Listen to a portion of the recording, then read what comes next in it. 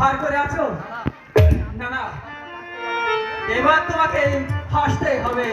হাসো, হাসো বলছি। আমি আসবে না তো? বেশ, এই বিয়ের রাত্রি বসে ধরে তোমাকে যে কথাটা বলবো ভেবেছিলাম, তা কিন্তু আমি বলবো না। বলবো না তো? যাও যাও তুমি না। আমি সব সময় তোমার হাসি মুখ দেখতে চাই মা। অর্পণ,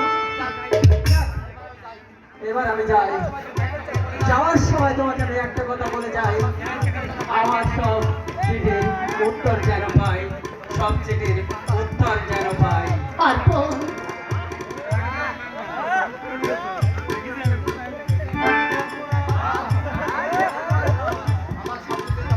আমার সবকিছু যেন কেমন স্বপ্ন বলে মনে হচ্ছে। সেই সেই প্রথম দিন থেকে সেই থেকেই খবর করবো। তাকে আমি শাস্তি দেব। তাহলে ভবিষ্যতে সে আমার সঙ্গে কোনোদিন বেইমানি করার সাহস না পায়। হ্যাঁ, কি রে, কিছু বলবি? বাবা বলছিল, ওই বাবার কথা ছাড়। ওই মানুষটাকে আমি একদম সহ্য করতে পারি না।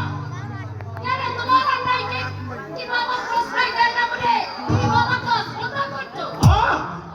আজে বলিস না। আর তাছাড়া আমি কোনো অন্যায় কাজ করছি না। আমি যা করছি আমি ঠিকই করছি। তুমি ভুল করছো। আহ! তাই তোমার কণ্ঠস্বরী প্রমাণ দিচ্ছে তুমি অনেক অনেক নিচে নেমে গেছো। তুই কি এখান থেকে যাবি নাকি? যাচ্ছি